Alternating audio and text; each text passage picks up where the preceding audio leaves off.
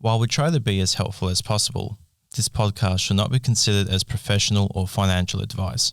It contains general information only, and you should seek out professional advice for your own personal circumstances before making any financial decisions. Hi, I'm Julia. And I'm Nick. And this is the Enthusiast Lab.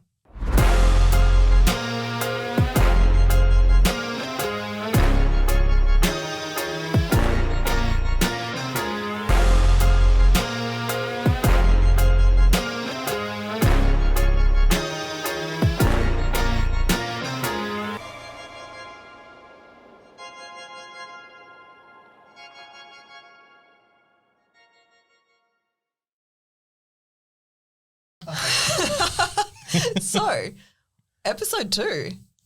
We're here. This is wild. Last episode we covered finances and the things that you should consider before building. Yeah, before building a home or buying a home, really. It goes both ways. And we're now tacking on to the part 2 of that information session, and we are talking about land.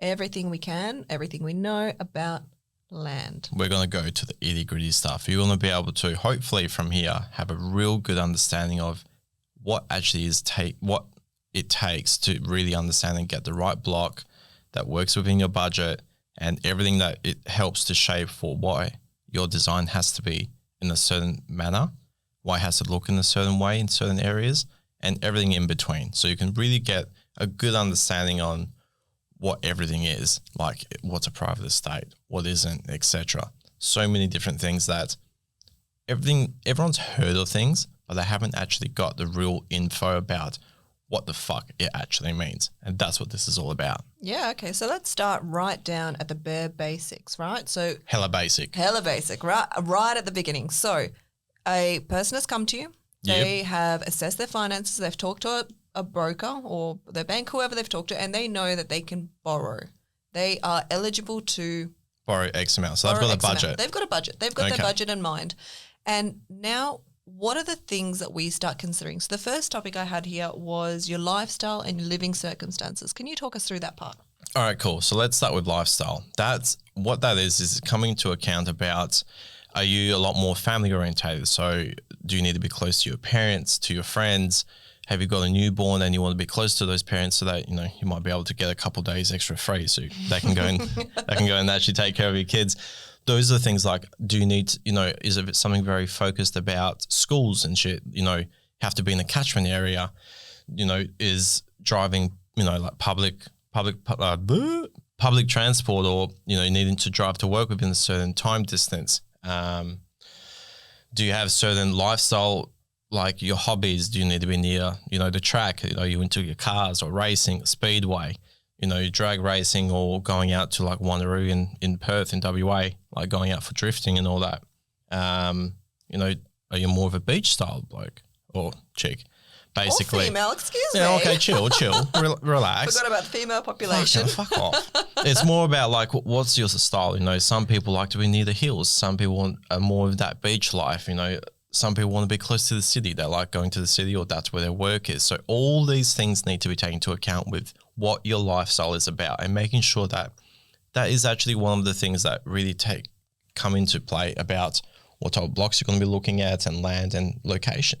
It's all about location. Yeah, so what you're saying, if I'm a beach goer consistently, you're not going to shove me up in the hills somewhere. You would consider that when you are looking for land for me. 100%. It's those things that are important to you. That's the whole point of building is you want to try and get into those areas that suit you. Not what the builder wants, it's about you. You're the one paying for this, remember. So if that's what you want, then that's what we look for. Yeah, definitely. And so leading from, location because of lifestyle, the next thing is location because of land size. So from my understanding of land size, as you go further away from the city, the land size gets bigger. And can we talk about land size? Yeah. Okay. So the further away you go, there's more opportunities. And the reason why is because of developments happening and to appeal to people that are, in newer developing suburbs, the developers might normally cut slightly bigger blocks, for different type of lifestyles. Again, it comes back into this. And whereas things that are closer towards the city and all that, these are in areas that are already quite established and have already been built quite a bit. So what happens is the opportunity for having bigger blocks and stuff like that is actually very minimal because it costs too much. And at the end of the day, with a lot of developers, it's not worthwhile for them to cut big blocks in these areas when they can make more profit with slightly smaller blocks. And people these days in Australia, at least from what we've seen, they actually prefer smaller blocks, less maintenance on properties rather than having to get a fucking ride-on mower just to deal with your backyard. Yeah, definitely. And you mentioned something there, cost. I think that's very important. When Huge. we were looking at building a home, because Nick and I, we built a home, and when we were looking at land, we looked in a specific suburb and then 10 minutes down the road, not even 10 minutes, honestly, it's probably 5-minute drive. The land costs dropped significantly. So land costs, can we talk about that? Because I think that's super important for people to understand. This is a big one, and this is something we like to explain to people when they ask, right? Get ready. Within 10 minutes of each other from one suburb to the next, we are seeing, and everyone can see this, it's reality, that the cost of the same size block is nearly anywhere between $80,000 to $100,000 difference. It is fucking mental, right? And these are the things you got to remember, that you are still on a budget and you want to be able to find the right land that's going to work within your budget to still allow enough for the home. Otherwise, you're going to have a block of land, you're going to have to pitch up a tent. Yeah, okay. That's fair enough. Well, it's the reality. Like if you spend too much on the land because you're really sold on a certain area, that this may cause a concern. So you need to be able to have certain options available as a backup option so that you can understand that you can't be real specific on one area. You need to be able to understand that there is a lot of opportunities out there, both north and south of the river. In Adelaide, same thing, north and south. That in some of these areas, you need to consider that there might not be a lot of land in those areas. So therefore, it drives the price up. And the same thing can happen where, like, for example, north is a bit more expensive than south for Perth. Yeah, I didn't know that. I thought north was always cheaper. Nah, it's about 20 to 30 grand for the same equivalent area. Yeah, it's actually quite a bit more expensive. Oh, a little bit of a secret over here. Hashtag Northies.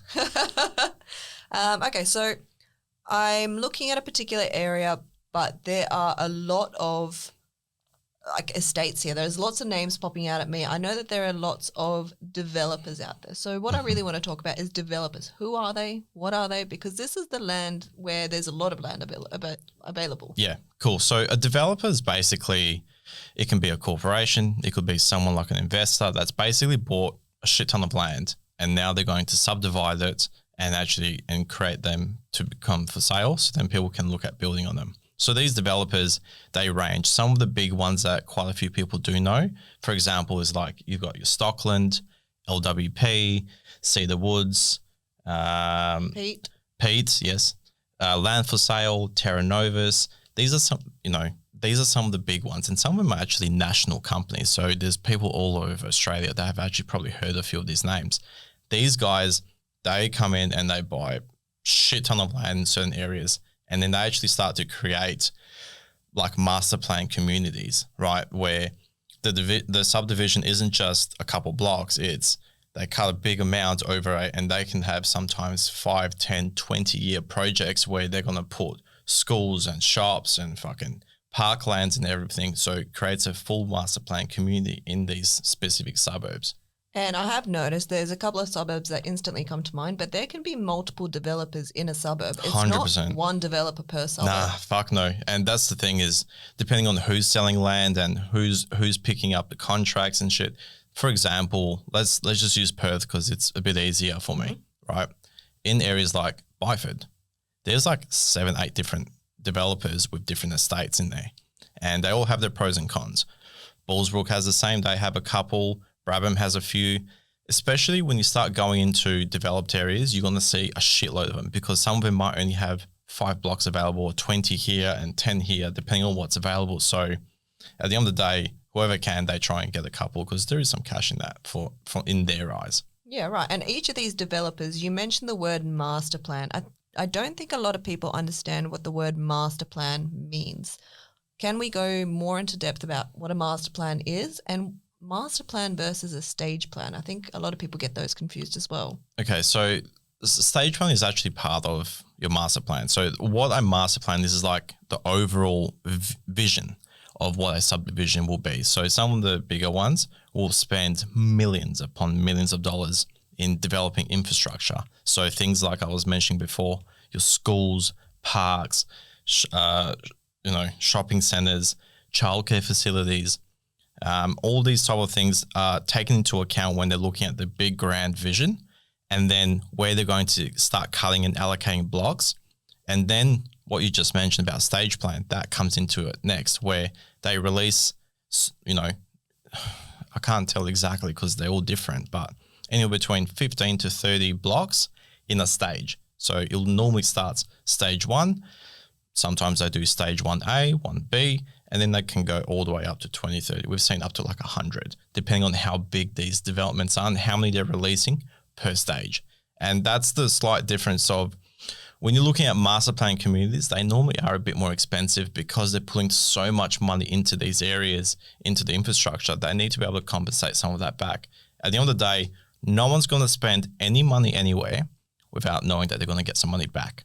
Otherwise, it's pointless. You said more expensive. Do you mean more expensive overall or just by block more expensive? Actually, a bit of both. So when it comes to the actual cost of some land in these master plan communities, they actually spend quite a bit into actually developing the blocks. So rather than just being hey, we've cut out thousands of square meters into X amount of blocks, they might actually spend quite a bit in terms of the actual, so they'll actually spend quite a bit in terms of developing the blocks with like limestone retaining in case that they're actually sloped. They might cut out a lot of the soil and then fill it with clean sand to try and help with the footings, etc. By doing all these earthwork movements, it actually helps reduce the cost with building with your site works. So therefore, they spend a little bit more in terms of the land and how much they charge. Then you've also got the infrastructure they spend in, so that bumps up how much the cost will be in those areas. And that actually helps in terms of what the return of investment or the return value of properties in those areas. When you look at in some suburbs, you can find houses that are the same size that vary anywhere between 20, 30 to 100K difference in the same suburb. And there might be only like a couple of streets away, like within a few minutes driving.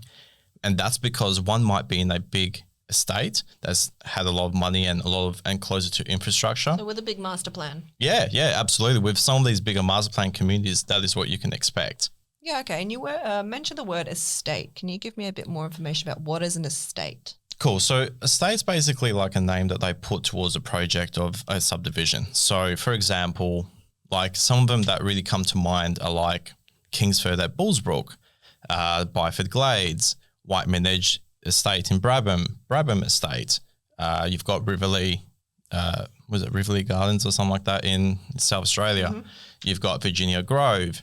What they are is basically the developers gone and created this area, this like subdivision, and they call it and they create a name for it to try and make it a bit more appealing, etc. You'd actually be surprised. A lot of the older areas that a lot of us have actually grown up in might not have actually had an estate name back then, or they did, and just over time, no one hears about it.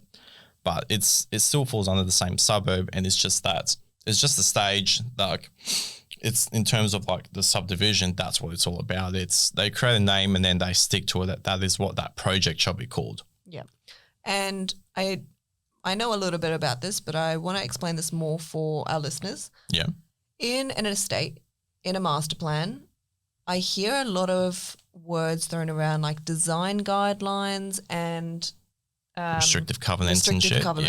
Yeah. So cool. So what that basically means is when a lot of these developers start cutting out the land and stuff, they put some what's called restrictive covenants or guidelines so that there's some sort of uniform look or to help basically protect the developer and the buyer from having homes that basically look like dog shit versus someone that spends a lot of money. So what they try and do is put a few minimum requirements for how the front of the home might have to look. If you're going towards the beach and stuff, you might actually start noticing a lot of the colors are a lot more lighter rather than being a lot more darker, just to try and keep with that theme of what's out there. So they almost like create like little themes in these areas going, hey, you can actually build X amount closer to on the property because it's a bit smaller, but you need to make sure you have a grander front entrance, or you need to have specific colors or specific materials to the front of your home, to your facade. So those are the things that can fall under the restrictive covenants, as well as the fact what they don't want is a lot of old properties have huge land and a tiny ass little fucking house, like a little coffin home. So what they're trying to do is, okay, cool, you want to, build on a slightly bigger block, then you need to have a minimum requirement for how big that home is to make sure that you're not just slapping like a shipping container type of thing, like a real small home onto a bigger block, just to try and keep that uniform, which will then help keep the value of that area higher. Yeah, so when I drive through the estates, and I do notice that when we go to a coastal estate or a coastal area, a lot of the houses look uniform, and that a lot more of that beachy vibes and shit Yeah. like that. You'll see that, and and those lighter colors, which kind of suits. You don't want hell dark themed houses in an area that's like right next to the coast. Yeah, all about the beach. That there, beach life. I guess the next thing that I want to cover is some of these developers, they offer landscaping or fencing. Yes. Let's talk about how does that incorporate into a house and land package? How does that work? When do you get it? Let's talk about that. Okay, so the whole point with a lot of these developments in the States, right, is they're going to a lot of them offer landscaping packages and fencing as a form of incentive to try and buy into the area. So a lot of private properties, you don't get that. You have to deal with it yourself and you have to deal with neighbors. Whereas in the developers, they're going, look, pay a little bit more, but we'll actually include it all so that we can actually help alleviate some of those stresses up front. So that's what they do, and it varies a lot from one area to another, from one developer to another. Some throw more in if they need to drive the inquiry up. Some of the other ones will actually do a bit less. So it's never the same everywhere, but when you do see a house land package in these estates, you will always notice that there is fencing and landscaping included. It's normally landscaping just to the front of the home. So just keep that in mind. It's not the whole house gets decked out. It's normally just to the front to, again, help with that appeal for the front of the home and all of that. So then they're trying to do their side to help get that going across the whole area. Yeah, okay. So something that we skimmed over before is estates. And we talked about what is an estate, but I think a lot of people don't realize that there is a private estate versus a non-private estate. Yeah. And we're pretty common. Both are very common. Let's talk about those and what's the difference between the two. All right. So when you're looking at the estates, you're always going to notice that in some areas that private estates are a bit more expensive versus in other areas where they're still going to be estates, but it seems a bit cheaper and it's in the some suburbs. So you're just sitting there going, what the fuck? Like, I'll go for the cheaper one. So how it works with private estates is the developer. Basically, it means that the developer owns the land, what they're subdividing, and that there's no control or any sort of affiliation with the government. A lot of the areas that are getting subdivided might have government-owned land. So what happens is certain developers work alongside the government to release some of these subdivisions according to what the government wants, and then they end up having some allocations for government housing, which can be then leads on to about Department of Housing and Department of Communities. Whereas in private estates, it's normally open to the public, anyone that's looking at a first, second, third home, whatever, that wants to look at building into that area or into that estate, they'll be doing that privately. So it's privately funded, so to speak. And normally you can see if there's allocation for Department of Housing or Department of Communities on this master plan.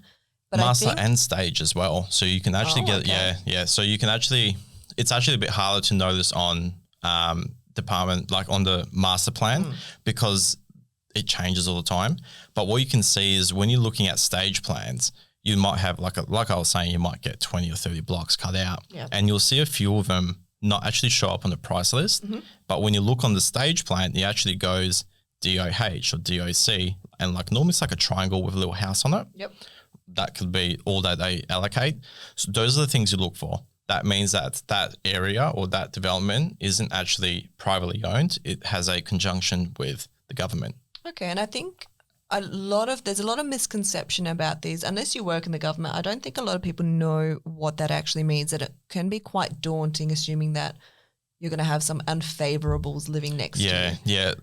Especially like in a lot of established areas where a lot of people grow up. You might have some group housing and stuff, and they might have had a bad experience. So then, one bad experience rubs off on all type of scenario, and that's not the case. So to give you guys a bit of an idea on what a Department of Housing or Department of Communities type of home could consist of, there's roughly about 5 options that will normally happen with those allocated blocks. Now, one of them is it will be built and tenanted by Department of Communities by a selected tenants, so that it actually gets tenanted by them. The next one is Veteran Affairs. So that could be a home delegated for someone from there. Another one is the Shared Equity Scheme. So that's where, for example, single mum or in certain criteria where they can actually go and the government might own 20% of the property and then they own the other 70%. So that is to help them get into a home. It can be built and sold by a nominated sales agent on behalf of the government. So they can actually get built. So the contract goes to a builder, they build the homes, and then it gets sold like a normal property. And then the last one, which a lot of people don't realize, is it can actually be resold back to the developer. And then it can be open to the public for anyone to purchase. So it's not always guaranteed when you see these group housings in the States. It doesn't mean that there's going to be a group housing there. It's just those are the things to look at. And if you ever got concerns, talk to the land agents in that estate. They're more than happy to explain things and to go into further details, but that's a bit of a brief overview of what that actually does. Yeah, okay, that's completely different to what I was expecting. Yeah, which again, because people have that bad experience and they think, oh, fuck, everything's going to be bad. It never is. And always have those concerns. You always look at the suburbs and what's around as well, and you can actually start noticing things. Yeah, and one of the last things that I kind of wanted to talk about is titled versus untitled land. So I know that there's a master plan and the plan is subdivided into stages. It is then sold off in these stages. Each block, there's multiple blocks in a stage and each block is sold. Sometimes I've seen that prices come out with untitled land. Yeah, untitled stock. Yeah. What does that mean? Titled versus untitled. Let's talk about that. All right, cool. So titled land means that the block of land has been created, has been developed, and that the title has been approved and that there is a specific identification for each individual block that's provided by Landgate. This is in WA, right? And Landgate basically goes, yep, this is a titled greenfield block and this is the fucking ID for that, because every single block that is titled has its own individual number. So it's never two are the same. Mm-hmm. So whereas an untitled means that, hey, it's almost like a pre-sale lot plan. So what it means is, hey, we're going to cut this amount of blocks on this stage. It's not ready yet, but we're going to pull it onto the market. And if anyone wants to secure it, they can do so. And they always have to sign up some clauses about it may slightly change, etc., depending on final surveys, right? So that whole untitled versus titled can also be beneficial depending on each person's circumstances. And this comes back into the finances. Yeah. Because at the end of the day, sometimes the untitled land, you get the right guidance from developers, right? Where they'll actually explain going, look, it's not ready right now, but we're anticipating in X amount of time that it will be ready to be built on. So then that can help with people's savings plans and the plan of attack that they might need a little bit of extra time in a job where a title land is ready to go. So a title land, you can walk on it. You can build a fucking sandcastle if you want. Look, some people want to, you know what I mean? Bring my bucket of my water. Fucking oath. So basically a title land, you can find that street address most of the time and actually go and see it, walk on it in person. Whereas untitled means it's not there yet. It's going to be, but not there right now. And that's where those timeframes come into play. So for someone that's ready to rock and roll, you can always jump on a titled land so you're not delaying your process any further. Whereas someone that might be a little bit further away, you can both look at titled or untitled, but normally developers like to push you towards an untitled because then it works for your time frame to allow more sales for the ones that are ready to rock and roll. Yeah, so that's for someone, an untitled block is for someone who's maybe on a bit of a savings plan, Yeah, they might be on a bit of a longer savings plan. Again, and it also depends, like we've had such a bad shortage of land during the last couple of years with the boom. So some of the developers are just playing catch up as well. And do you know what I mean? So there's a lot of factors to take into account. A lot of moving parts. There's a lot of moving parts, and it's not just, oh, you're 2 months away, you're going to go on the untitled land. It's not like that. You just got to look at what's available in that area. Some areas have no titled land ready, and it's just all untitled because they're just sold out so quickly. So you just got to work with the circumstances, and if that's the area, have a chat with a consultant for the building as well as your land agent and make the right decision from there. And last question, you just said they talk to the land agent. Yes. Should people be sourcing I think we covered this last episode. Should people be looking for their land before they come to see you about a house, or is that something you help them with? Look, from my own personal point, I help them do the whole thing, finance, land and house. Some people want to go and secure the land first and then look at it. It's up to you. But it all comes back down to you want to get the finances sorted first. Then you know what you're in for. Then if you're comfortable that you want to go down this path, you do that path. If you do it this way, then you do it that way. We'd help with both people that come with land and people that need help to secure it all, because it's a lot easier to control the situation and the plan of attack of what we need to do with the right timeframes when you do it all together with the finance, land and house. But it's not for everyone. Some people come to me when, shit's hit the fan with the previous builder, or the broker wasn't right and things are going, there's so many different circumstances. So it's not a one size fits all. Yep. In the ideal world, yeah, great, but it's not going to happen. So what we've got to look at are those circumstances and what's actually planning out that will be suitable for each person, because no two situations are the same. No, they're definitely not. No, if it was, fucking everyone would, if it was so easy, everyone would be doing this. Yeah, that's it. So to summarize, when we create a house and land package, well, I say I just do the paperwork. I do all of it. When Nick creates the house and land package and he sits down with someone, with a client, with someone who's looking at building, these are all the things that you need to consider. 100%. Before presenting an option. Yeah, there's a lot. Everyone just thinks, oh, here's a block of land and off you go. And one other thing that people will understand about what Mr. Enthusiast does is I will not ever present an option to someone where I wouldn't consider living in myself. So that ends up nullifying a lot of areas, a lot of estates, because I don't feel 100% comfortable that that's somewhere I would want to be, which may come off wrong to developers and to others. But at the end of the day, if I'm not 100% comfortable, I'm not going to present it. You can take it or leave it. It's up to you. But at the end of the day, there is a lot that comes into play when we're looking at land. It's not just I've got a budget of 220, so just find me a land. No, there's all these things, like we were saying, your lifestyle, location, the land size, the pricing of it, who's the developer, what's planned, what infrastructure is going around there, what the design guidelines are, what the restrictive covenants are, because that can always determine if that house that you're wanting is going to actually work. Yeah, definitely. And then is it a private estate? Is it non-private?